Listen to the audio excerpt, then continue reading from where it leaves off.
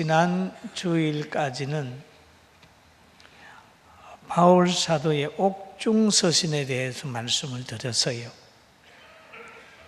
그 말씀을 들으면서 바울의 신앙의 그 위대성을 우리가 많이 깨닫고, 그가 늘 강조한 대로 항상 기뻐하고 쉬지 말고 기도하고 범사에 감사해야 되겠다라고 하는 그런 뜻이 마음에 아로새겨졌습니다. 할렐루야.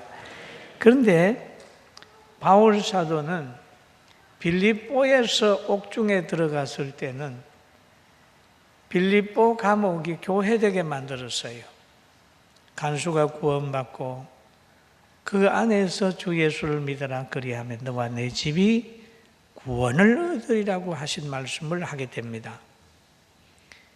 그런데 바울 사도가 로마 옥에 가게 되는 겁니다. 그럴 때는 바로 그 감옥을 문서 성교의 산실로 만들었어요.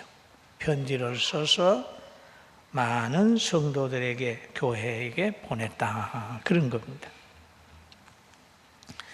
그리고 사람은 누구를 만나느냐에 따라서 바른 정보를 들을 수가 있고 거짓 정보를 들을 수가 있습니다. 또 사람의 똑같은 말이라 할지라도 누가 하느냐에 따라서 그 말의 위력이 있기도 하고 없기도 하는 거예요. 신분은 그 사람의 말의 능력을 보여주기도 합니다. 우리같이 약한 사람들이 하면 별소리 해도 괜찮습니다만은, 만약에 나라를 책임지는 통수권자가 말을 한다면 그 말은 멀리 가게 될 겁니다. 그리고 바울을 만나면 바울의 신앙을 본받게 되고, 베드로를 만나면 베드로의 신앙의 영향을 받게 되는 겁니다. 누구를 만나느냐에 따라서 정보도 생각도 사상도 행위도 달라질 수 있어요. 그래서 오늘은 베드로, 예수님의 수제자 베드로, 그분이 말하고 그분이 우리에게 전해주는 그 교훈을 잘 받아야 돼요. 그 베드로라고 하는 분은 어떤 분입니까? 부름받기 전에는 저 갈릴리 바다에서 고기 잡는 사람이에요. 어부였어요. 근데 예수님이 베드로를 불러요. 베드로를 불러 나를 따르라고 얘기를 합니다. 누가복음 5장 10절에 보면 그렇죠. 예수께서 시몬에게 이르시되 무서워하지 말라. 이후로는 너가 사람을 취하리라 하시니, 그들이 베드로를 육지에 대고 모든 것을 버리고 예수를 따르니라. 주님의 말씀이 있은 후에 고기를 많이 잡게 되니까 그 고기가 잡히는 그 모든 것을 보고 자기에게 잡으라고 했던 그분의 모든 것을 생각하면서 두려웠어요. 그럴 때 주님이 말씀하기를 베드로야 두려워하지 마. 그리고 지금부터는 나를 따라서 사람 낚는 사람이 돼야 돼. 그러니까 베드로가 모든 것을 버리고 예수님을 따랐다, 그렇게 했죠. 베드로는 떠날 줄 아는 사람이었습니다. 신앙의 첫걸음은 떠남에서 시작이 됩니다. 예수님의 제자로 따르는 거예요. 그럼 구약에 가면 믿음의 조상 아브라함도 보면 떠남에서 위대함이 시작이 된 거예요. 하나님께서 아브라함을 믿음의 조상 삼으시기 위하여 아브라함을 만났어요. 그리고 아브라함에게 말씀하셨어요. 여호와께서 아브라함에게 이르시되 너는 너의 고향과 친척과 아비집을 떠나 내가 너에게 보여줄 땅으로 가라 라는 얘기를 하죠. 그 후에 아브라함은 떠났습니다. 그랬더니 만인의 아버지가 됐어요. 위대한 사람이 됐습니다. 여러분, 믿음으로 사는데 방해되는 요소가 뭐냐? 육성이거든요. 인정입니다. 떠나야 돼요. 하나님의 말씀을 따라야 돼요. 이것이 바로 본인이 살고 나라가 살고 또 나그네 인생으로 살면서 멋지게 보람있게 행복하게 살 수 있어요. 할렐루야. 아멘. 그리고 하나님의 말씀이 임하게 되면 순종해야 됩니다. 사무엘상 15장 22절에 보니까 순종이 제사보다 낫고 듣는 것이 수양의 기름보다 나으니라 라고 사무엘 선지자가 얘기를 하고 있습니다. 여러분, 모세의 지팡이가 되려고 하면 산에서 잘리워져야 됩니다. 그리고 떠나야 되는 거예요. 체험은 비우는 것부터 시작이 되고 따름은 떠나면서부터 출발을 하는 겁니다. 베드로는 예수님을 잘 따랐습니다. 열정을 가지고 따랐어요. 수제자가 되었습니다. 그리고 그는 많은 진리를 깨달았어요. 예수님을 따르다가 하나님으로부터 은혜를 받아가지고 다른 사람이 깨닫지 못하는 깊은 진리를 깨달았습니다. 어느 날 예수님이 가이사 빌립보 지방에 이르렀습니다. 그럴 때 예수님이 제자들에게 질문을 합니다. 제자들아, 사람들이 인자를 누구라 하더냐 물어보는 거예요. 오늘 초등학생이나 중학생들 보고 예수님이 누구지 물어보면 뭐라고 얘기를 할까요? 예, 예수님은 성인 중에 한 분이시죠. 그렇게 대답을 할 겁니다. 그러나 예수 믿는 여러분과 저에게 물어보면 바로 주는 그리스도시요 살아계신 하나님의 아들입니다라고 고백을 할 겁니다. 달라요. 그런데 예수님을 따르는 사람들이 많이 있었습니다. 그런데 어떤 사람들은 세례 요한인 줄 알고 같은 사람인 줄 알고 따르고 어떤 사람은 엘리야와 같은 분으로 알고 따르고 어떤 사람들은 예레미야 같은 분인 줄 알고 따르고 어떤 사람은 선지자의 한 사람으로 예수님을 봤어요. 왜 그랬을까요? 비슷한 부분이 있어요. 세례 요한하고 예수님을 보면은 그 교훈들이 참 비슷해요. 회개하라고 하는 얘기라든지 이런 걸 보면 비슷해요. 아, 저분이 세례 요한인가 보다. 구약에 오신다고 하신 그분이나 보다. 엘리야 능력이 나타나는 거 보니까 엘리야 같은 사람이나 보다. 눈물이 많은 걸 보니까 눈물의 선지자 예레미야 같은 분인 줄 알았다. 그러니까 자기들 나름대로 예수님을 평가를 했습니다. 오늘 성경에는 예수님의 제자들이 예수님에게 말씀은 안 하셨지만은 예수님 당시에 예수님을 평가하는 여러 종류의 사람이 있었어요. 어떤 사람들은 예수님을 가정한 분이다. 바알세불을 힘입어서 귀신을 쫓아내는 사람이다. 어떤 사람은 나사렛 이단의 개수다. 그러면서 예수님을 아주 악평하는 사람도 예수님 당시에 있었습니다. 그러나 예수님의 제자 베드로는 예수님을 바르게 고백을 했습니다. 사람들이 나를 누구냐고 물었을 때 그 사람들의 말을 예수님에게 전했을 때 예수님 하신 말씀이 너희는 나를 누구라 하느냐라는 물어봅니다. 다른 사람들은 그렇게 말한다고 치자 너희는 나를 누구라고 말하느냐 물었더니 그때 마태복음 16장 16절에 베드로가 대답을 합니다. 같이 봅니다. 시몬 베드로가 대답하여 이르되 주는 그리스도시요 살아계신 하나님의 아들이시니라. 얼마나 바르게 고백을 했어요. 바르게 알았어요. 하나님의 아들이십니다. 베드로의 고백은 아주 중요한 것을 의미하는 거예요. 바르게 알았어요. 살아계신 하나님의 아들로 고백을 합니다. 그러니까 예수님이 이 말씀을 들으시고 대답을 합니다. 17절에 예수께서 대답하여 이르시되 바요나 시몬아 내가 복이 있도다. 복이 있도다. 이는 내게 알게 한 이는 혈육이 아니요 하늘에 계신 내 아버지시니라. 할렐루야. 그 지식은 내가 가르쳐 준 게 아니라 하늘에 계신 나를 이 땅에 보내신 하나님이 알려준 거다. 그러면서 칭찬을 하는 거예요. 여러분, 예수님을 하나님의 아들로 믿는 여러분, 우리는 하나님 앞에 복을 받았어요. 아멘.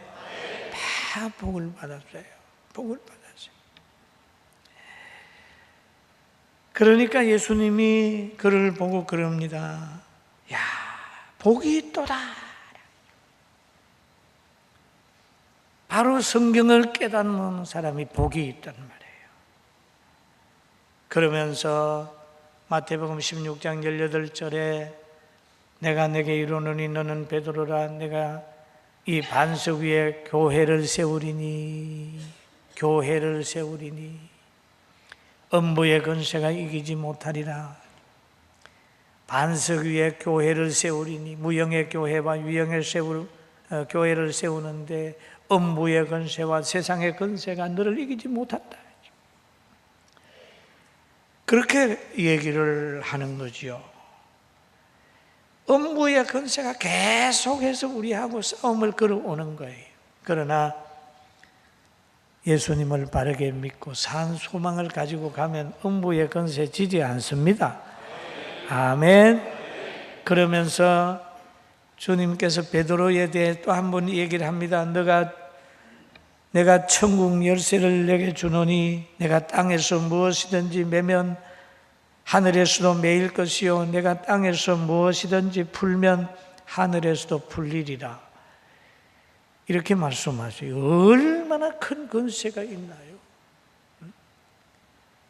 풀고 매는 권세가 거기에 있다. 그래서 어떤 종파에서는요, 베드로 사도 성을 개성했다고 해서 고해성사라고 하는 걸 만들어 가지고 죄진 사람이 와서 아이고 잘못했습니다. 알았다. 네, 죄 용서하지. 그러면 용서되는 걸로 교리를 만든 곳도 있어요. 그건 성경적이 아니에요. 죄를 사하는 권세는 오직 예수님의 이름은 밖에 없다는 걸 알고 우리는 거기에 빠지지 말아야 됩니다. 할렐루야. 아멘. 그래서 이 베드로는 위대한 사람이다. 그런데 오늘 우리가 이제 들 하나님의 말씀 베드로전서는 베드로가 주후 63년경에 로마에서 기록이 됐다. 이렇게 기록이 되어 있죠.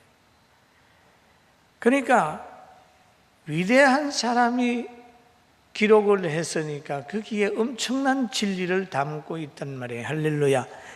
작품도 그러잖아요. 유명한 사람이 그리면 그게 귀하잖아요. 베드로의 예수님을 따랐고 예수님의 수제자였고 예수님 마지막 가는 길에 부인은 했지만은 그래도 끝까지 주님을 따르고 십자가를 거꾸로 지고 순교했던 이 베드로가 기록한 베드로 전서를 통해서 여러분 우리가 신앙이 바로 서게 되고 행복해지기를 주의 이름으로 축원합니다. 그래서 베드로는 베드로전서 1장 1절을 통하여 이렇게 얘기를 하죠. 예수 그리스도의 사도인 베드로는 본도, 갈라디아, 갑바도기아, 아세와와 비두니와와 흩어진 나그네, 거기에 있는 흩어진 나그네에게 편지했다. 그렇게 나왔어요. 여기에서 말하기를 예수 그리스도의 사도 베드로는 그랬습니다. 사도는 뭡니까? 예수님이 직접 불러서 사명을 주고 복음을 전하기 위하여 보낸 사람이다. 이 사도예요, 사도. 이 편지는 베드로의 사사로운 의견이나 어떤 소설이 아니라 예수 그리스도로부터 받은 사도의 권위를 가지고 영감을 받아 너희에게 준다는 얘기죠. 여러분, 이 말씀이 가슴에 거하게 되고 능력이 되길 주의 이름으로 축원합니다. 그러면서 그런 얘기를 하지요. 흩어진 나그네 그랬죠. 하나님은 흩어진 나그네들의 관심이 있었어요. 예수 믿다가 동족을 떠나게 되고 고향을 떠나게 되고 박해를 피해가지고 여기저기 흩어져 있는 사람들이 있었어요. 그 중에 유대인도 있고 여러 사람이 많이 있었습니다. 그 흩어진 사람들에게 관심을 가지고 편지를 하는 거예요. 예수 그리스도의 핏부림과 예수 그리스도의 부활에 대한 이 얘기를 하고 있습니다. 바울 사도도 갈라디아 1장 15절에 보니까 나를 어머니의 태로부터 나를 택하시고 그의 은혜로 나를 부르셨다라는 말을 하죠. 태중에는 자유의지를 사용하지 않습니다. 공로도 없어요. 그냥 하나님이 태중에서 선택을 했다는 거죠. 그리고 요한복음 15장에 쭉 가게 되면 내가 너희를 택하였기 때문에 세상이 너희를 미워하느니라 라는 말씀이죠. 여러분, 예수님이 택하고 하나님이 택했기 때문에 세상에서는 우리 나그네 대접을 받게 되고 나그네 대접을 받게 됨으로 인하여 미움을 받을 때가 있다. 그럴 때라도 낙심하지 말게 되기를 주님의 이름으로 축원합니다. 소속이 나그네예요. 소속이 나그네예요. 우리가 소속에 대한 것이 대단히 중요하다 그러죠. 그런데 오늘 또 성경이 이런 얘기를 하지요. 하나님 아버지의 미리 아심을 따라 성령의 거룩하심으로 순종함가라는 말이 있잖아요. 성령의 거룩하심으로 하나님이 선택을 했지만은 선택받은 사람은 성령을 받아야 된다. 그래서 고린도전서 12장에 보면은 이런 말이 있어요. 성령으로 아니하고는 누구든지 예수님을 주시라 할 수 없느니라. 성령으로 아니하고는 예수님을 주시라 할 수 없느니라. 참 성령을 왜 받아야 되느냐 하는 거죠. 사도행전 2장 38절에 보면 베드로가 이르시되 너희가 회개하여 각각 예수 그리스도 이름으로 세례를 받고 죄사함을 받으라. 그리하면 성령을 선물로 받으리니 라고 얘기를 했죠. 여러분, 택함을 입으셨으니까 성령으로 거룩하게 되시길 주님의 이름으로 축원합니다. 축원합니다. 그리고 여기에 보니까 순종이라고 하는 말이 나와요. 순종. 신앙생활을 하는데 기본은 순종이에요. 따르라고 그러면 예하고 따르고 떠나라고 하면 예하고 떠나야 되죠. 그래서 성경에 보면 순종에 대한 이야기가 여러 군데 나와요. 순종은 제사보다 낫다라는 말씀도 있어요. 그 여기에 또 보게 되면 피 뿌림을 위하여라고 하는 피라고 하는 말이 나옵니다. 그럼 구약에도 보면은 그 짐승이 피를 흘려요.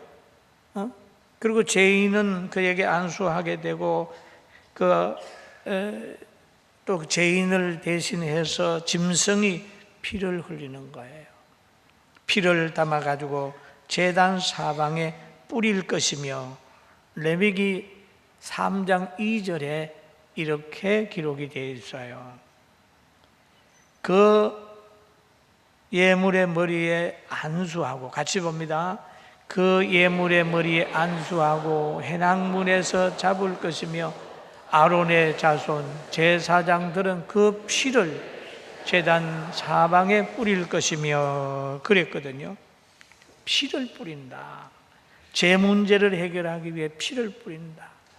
예수님이 우리의 죄 담당하기 위하여 친히 자기의 피를, 피는 생명입니다. 그래서 오늘 이 베드로는 그런 얘기를 하잖아요. 하나님은 여러분을 선택했습니다. 그 다음에 예수 그리스도는 바로 여러분을 위하여 피 뿌렸습니다.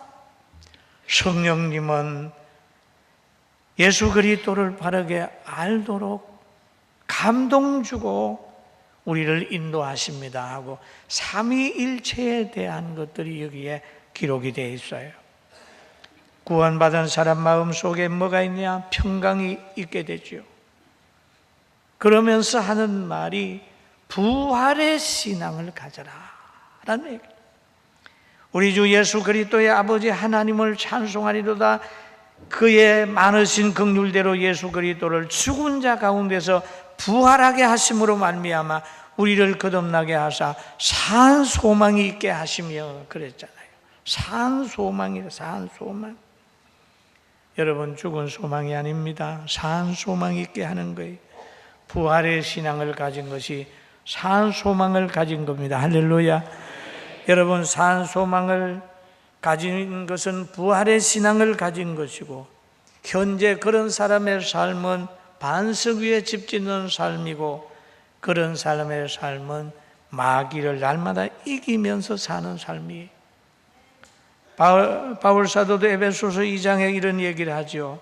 그는 허물과 죄로 죽었던 너희를 살려줬도다. 그 때에 너희는 그 가운데 행하여 세상의 풍조를 따르고 공중의 근세 잡은 자를 따랐으니 곧 지금 불순종의 아들들 가운데 역사하는 영이라 얘기를 했잖아요. 이제 우리는 성령을 받게 되면 공중의 근세 잡은 악의 세력들을 이기고 그 지배에서 벗어나는 거지요. 여러분, 산 소망을 가지고 삽시다. 아멘, 아멘. 여러분, 천국이 있는 줄로 믿습니까? 믿습니까? 가다가 포기하지 마십시오. 포기야. 수많은 사람들이 신앙생활하다가 포기해버려요. 얼마나 슬픈 일입니까? 그 세계를 체험하지 못하면 잡다한 조그만 문제 때문에 시험에 빠져버려요. 그러면서 베드로는 그런 얘기를 하죠. 산소망 얘기를 하면서 4절에 이렇게 고백을 하고 있습니다. 베드로전서 1장 4절 한번 봅니다. 썩지 않고 더럽지 않고 새하지 아니하며 유업을 얻게 하시나니 곧 너희를 위하여 하늘에 간직한 것이라. 여러분, 여기 썩지 않고 더럽지 않고 새하지 않고, 여러분 땅에서 이런 거 보셨습니까? 썩지 않는 거 보셨나요? 봤지요? 금이 있잖아요. 그럼 더럽지 않은 거 보셨나요? 금도 보면은 때로는 더러운 것이 묻을 수 있죠. 썩지 않고 더럽지 않고 새하지 아니하고 유업을 있게 한다 그랬잖아요. 이런 것은 주 안에 있는 겁니다. 할렐루야. 아멘. 육체도 더럽혀지고 새로 집도 더럽혀지고 더러워지지 않는 게 하나도 없어요. 이 땅에서는 다 변화가 있습니다. 그래서 예수님은 마태복음 6장 19절에 보면 너희를 위하여 보물을 땅에 쌓아두지 말라. 거기는 좀과 독록이 해하며 도둑이 구멍을 뚫고 도둑질하느니라. 오직 너희를 위하여 보물을 하늘에 쌓아두라. 거기는 좀이나 독록이 해하지 못하며 도둑이 구멍을 뚫지도 못하고 도둑질도 못하느니라. 내 보물이 있는 곳에 내 마음이 있느니라. 여러분, 마음을 하나님께 두게 되면 이 마음을 누가 도둑질 못해요. 도둑질 못해요. 좌절시킬 수가 없어요. 그 마음 가지고 승리하며 삽시다. 할렐루야. 세상에 우리 나그네로 살면서 천국을 생각하면서 어렵고 힘든 일이 올 때 아이고 그래, 내가 고향 가는 길 차가 좀 밀리면 어떠냐. 고향 가는 길에 차 빵꾸가 나서 도로에 세워주고 조금 몇 시간 고생하면 어떠냐. 나에게는 고향이 있지 않느냐. 여러분, 우리가 신앙생활을 하다가 몸이 아프고 신음하고 고통하고 좌절하고 실패하고 때로는 부도가 났다 할지라도 이것 때문에 천국 가는 길 포기하지 말고 늘 천국 생각하면서 감옥을 교회처럼 만들고 감옥 또 외로움을 복음 전하는 편지 쓰는 전도하는 그런 환경으로 만드는 여러분과 제가 되길 주의 이름으로 축원합니다. 할렐루야. 우리 행복만이 오늘 나가실 때 얼굴 환하게 웃고 나가요. 염려와 걱정 다 내어놓고 나가는 거예요. 환하게 웃고. 실패했다고 하지만은 세상 떠나는 사람도 있는데, 물질 손해받거든 건강 잃은 사람도 있는데, 건강이 마지막이 다 돼가거든 그래 지옥 갈 사람도 있는데, 나는 천국까지 싱긋이 웃으면서 행복하고 찬송하고 기도하게 되기를 주의 이름으로 축원합니다. 여러분과 저는 행복자입니다. 할렐루야. 행복자. 신앙생활하면서 행복을 못 느끼고 한다고 하면 전체 짐이에요. 짐이에요. 짐 벗어버리고 성령의 감동받아 살아가는 우리 성도들 다 되기를 주의 이름으로 축원합니다.